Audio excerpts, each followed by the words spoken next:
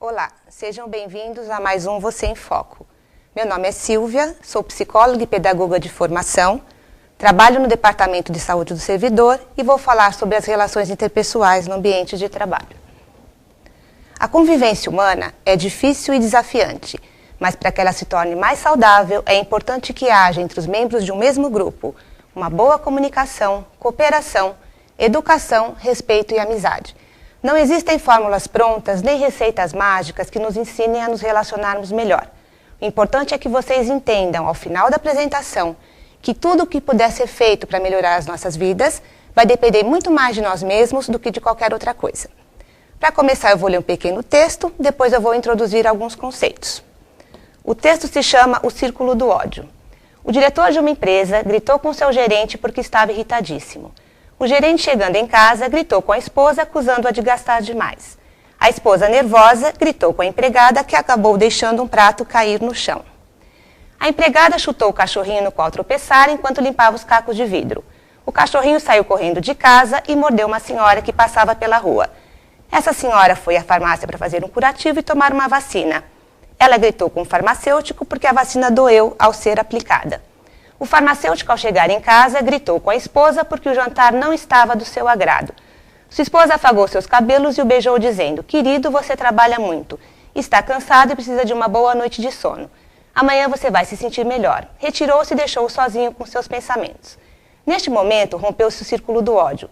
Entramos na tolerância, na doçura, no perdão e no amor. Se você está no círculo do ódio, lembre-se de que ele pode ser quebrado. Além desse texto mostrar que o mau humor contamina, o que mais ele nos mostra?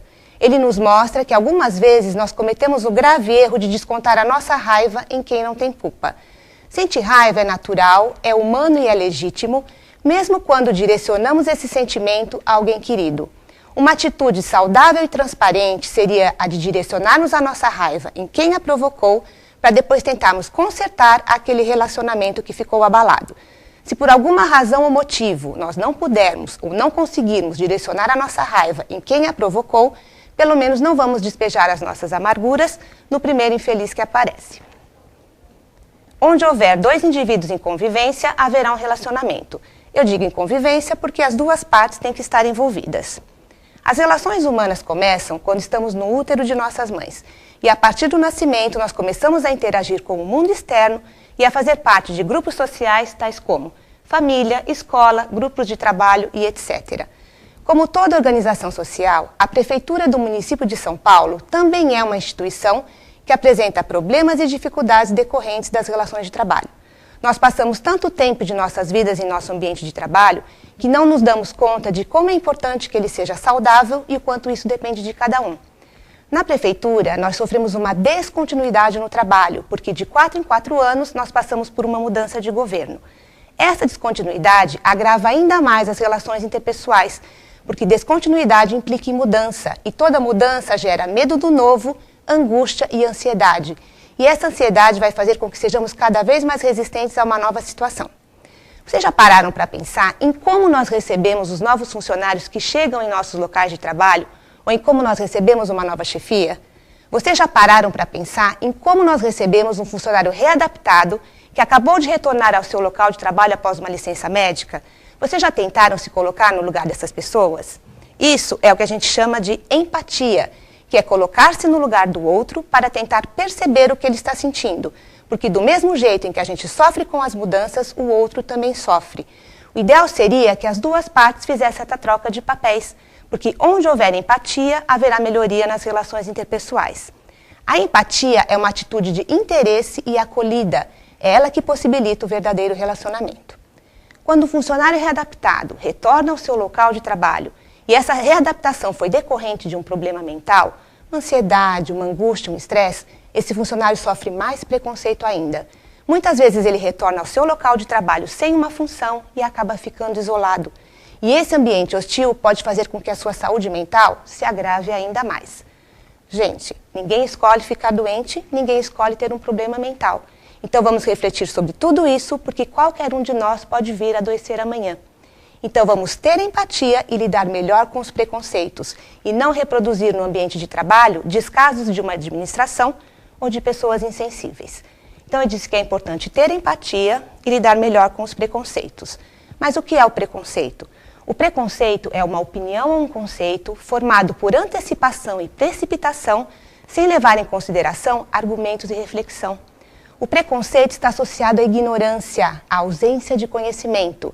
Então, eu desconheço o fato, eu desconheço a pessoa, eu desconheço a situação, mas mesmo assim eu tenho minha opinião formada. Muitos dos conceitos que assumimos como nossos, na realidade foram passados através de estereótipos, transmitidos de geração em geração, muitas vezes sem justificativas plausíveis. E aí é que se encaixam muito bem as piadas de loira, o preconceito racial, frases do tipo homem não chora. Então é nesse sentido que cabe a cada um de nós duvidar, desconfiar, contestar e questionar as fórmulas prontas e os rótulos, buscando as próprias respostas e tentando reconhecer as verdades e mentiras que povoam o nosso cotidiano. É muito importante estarmos preparados para enfrentar aquilo que é novo, aquilo que a gente ainda desconhece, desprovidos de ideias pré-concebidas, despidas de preconceito. É muito comum a gente achar que o preconceito só existe no outro, mas cabe a cada um de nós olharmos para dentro de nós mesmos e tentarmos reconhecer o quanto de preconceito carregamos junto aos nossos valores. Além da empatia e do preconceito, é importante falarmos também sobre a tolerância. A tolerância inclui, em primeiro lugar, o respeito a outra pessoa, mas isso não significa que tenhamos que concordar com tudo o que está sendo dito, abrindo mão de nossa própria opinião ou nos submetendo àquilo que nos violenta ou àquilo que nos faz mal. A tolerância nos permite considerar que existem outras maneiras de enxergar a vida, outros jeitos de ser, outros tipos de ideal.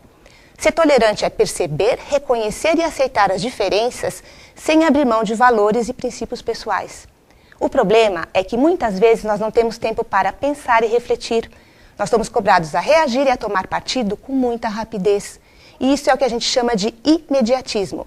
E esse imediatismo pode comprometer a nossa capacidade de ser tolerante, fazendo com que os nossos julgamentos sejam baseados em preconceito.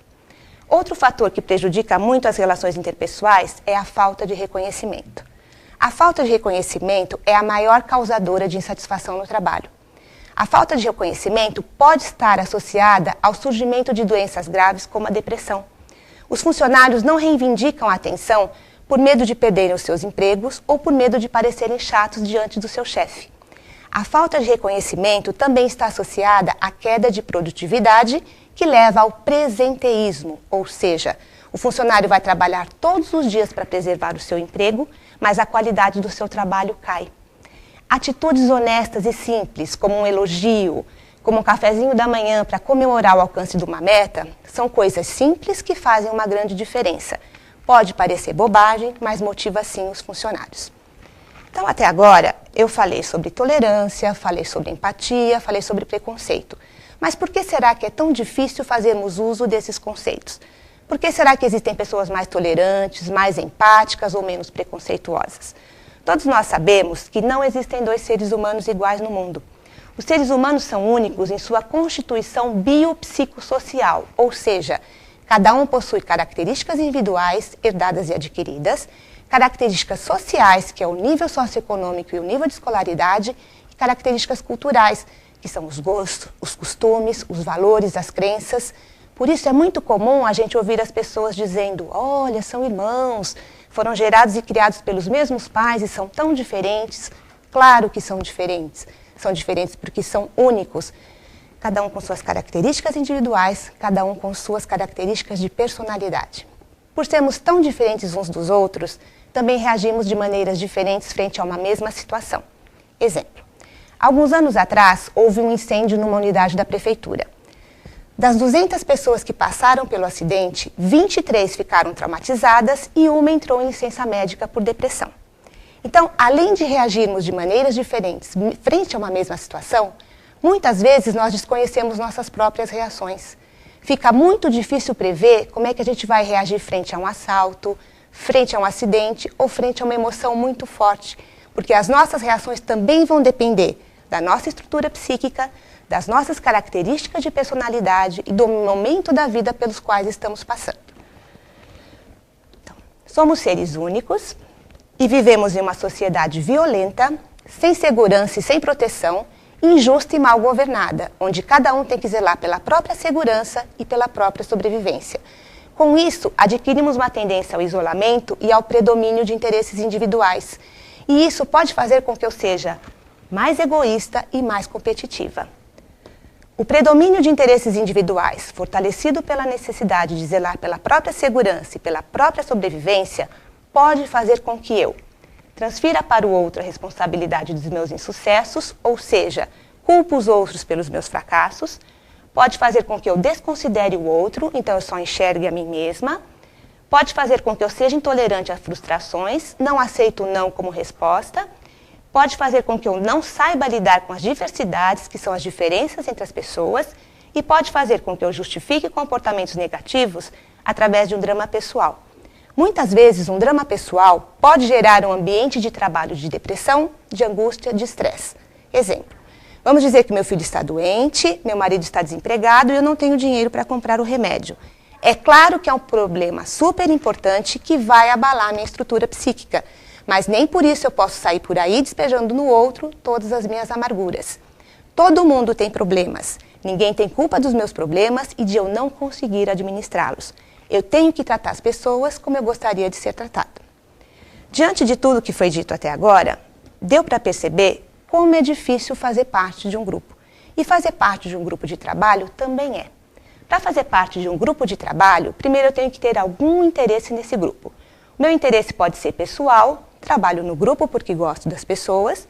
Meu interesse pode ser profissional, trabalho no grupo porque tenho chances de carreira.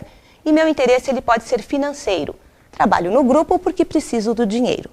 Neste ambiente de trabalho, eu vou ter que conviver com pessoas totalmente diferentes de mim. Vou ter que conviver com pessoas de idade e sexo diferentes do meu. Vou ter que conviver com pessoas de ritmo e tempo de trabalho diferente do meu.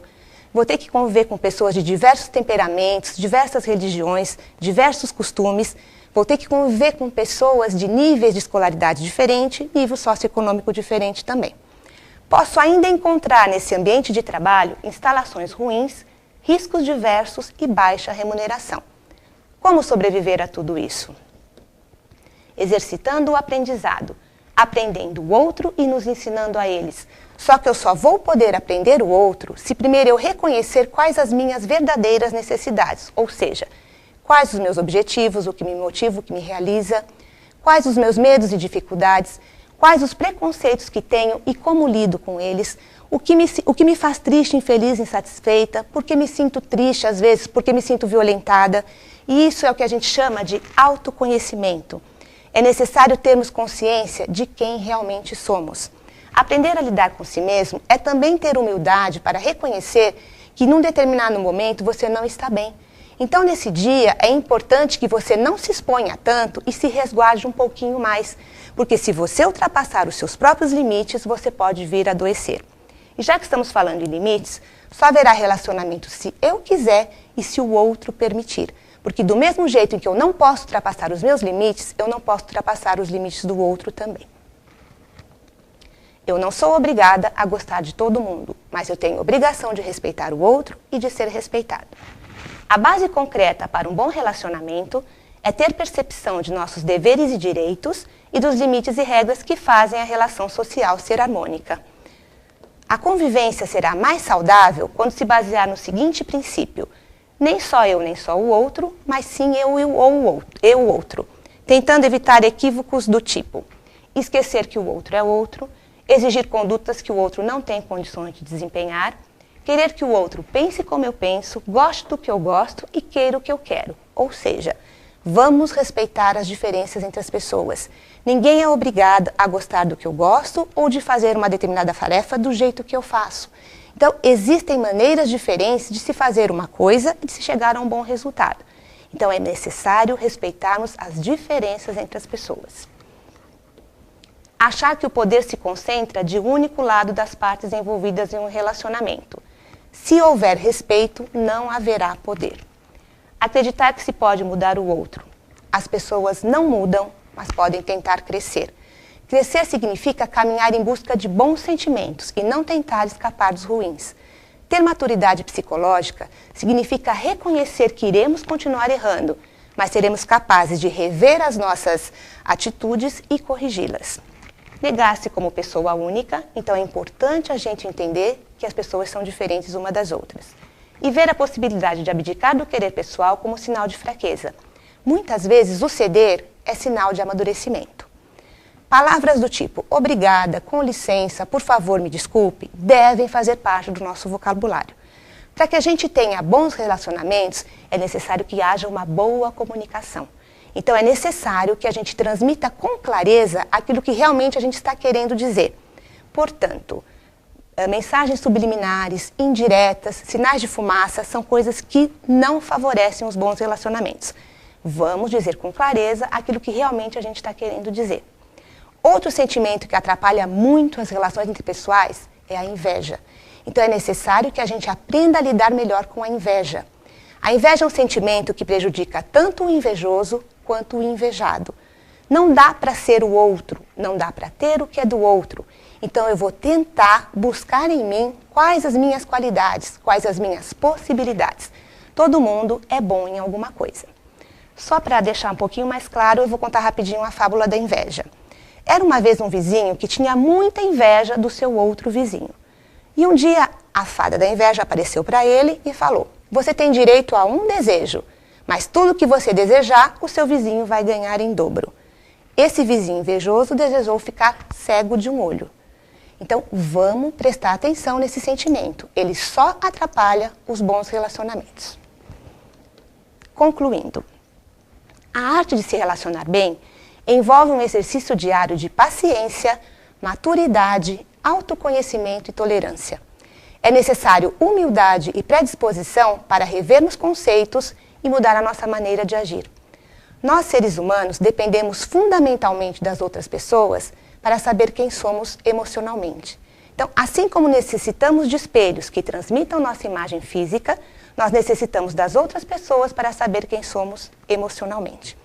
Para mudarmos uma situação, seja ela na vida, seja ela no trabalho, é necessário sair da passividade e entender que também somos responsáveis por tudo aquilo que plantamos. Muito obrigada pela atenção. Sejam gentis uns com os outros.